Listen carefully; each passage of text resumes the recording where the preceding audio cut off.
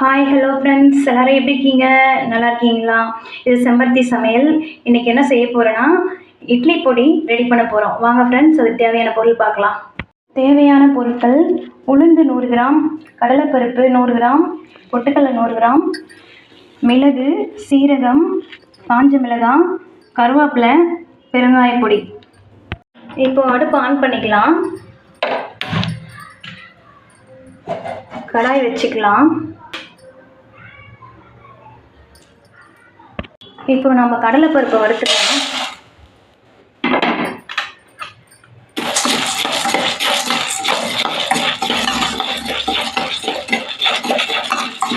இது நல்லா சவராக வறுக்கணும், அப்போ தான் நல்லாயிருக்கும். இப்போ இது நல்லா சவராக வறுந்துருச்சு.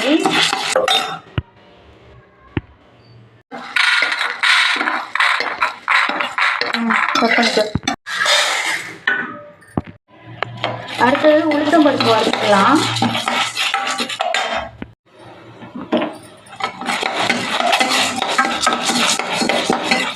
உளுத்தம் பருப்பு இந்த மாதிரி சவராக வறுத்துக்கோங்க.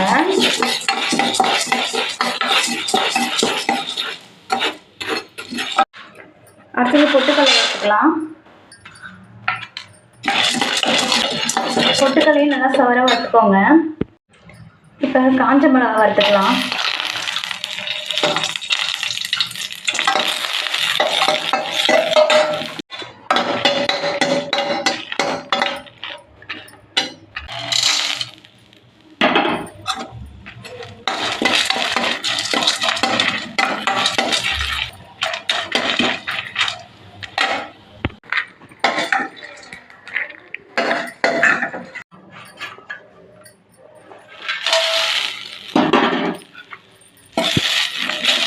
இப்போ கருவேப்பிலை போட்டு நல்லா வறுத்துக்கலாம்.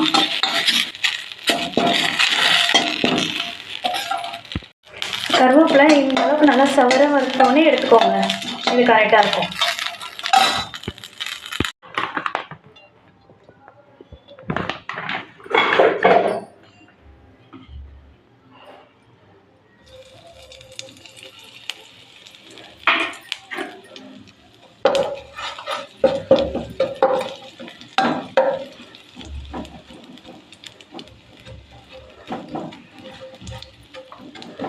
அதான் இது பொரிஞ்சிருச்சு. இப்போ நம்ம அடுப்பு ஆஃப் பண்ணிக்கலாம். இப்போ நம்ம இது கூடவே பெருங்காயத்தூள் கூடவே இப்போ நம்ம வறுத்து வச்சிருந்த பொருளெல்லாம் சேர்த்துக்கலாம். சேர்த்தாச்சு. ஒரு கலரிட்டு இப்போ ஆற விட்டுக்கலாம். அடுப்பு ஆஃப் பண்ணிக்கலாம். பெருங்காயத்தூளும் இது கூட சேர்ந்துருச்சு, பொரிச்சு சேர்த்தாச்சு. அவ்வளோதான் ஃப்ரெண்ட்ஸ். எடுத்து வச்ச பொருளெல்லாம் ஆற வச்சுக்கலாம். தட்டுக்கு மாற்றிக்கலாம். மாற்றியாச்சு. இப்போது அந்த மிளகு சீரகம் இது கூட சேர்த்துக்கலாம். இப்போ இதை நல்லா ஆற வச்சுட்டு இப்போ நம்ம இட்லி பொடி ரெடி பண்ணிக்கலாம். அவ்வளோதான். இட்லி பொடிக்கு தேவையான பொருள்லாம் வறுத்தாச்சு, ரெடி பண்ணியாச்சு. இப்போது இதுக்கு தேவையான அளவுக்கு உப்பு சேர்த்துக்கலாம்.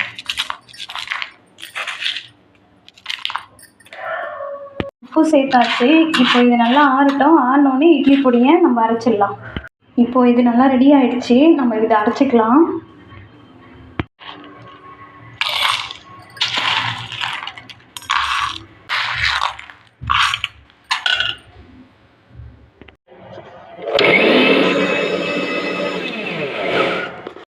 இது இப்போது நல்லா அரைச்சாச்சு.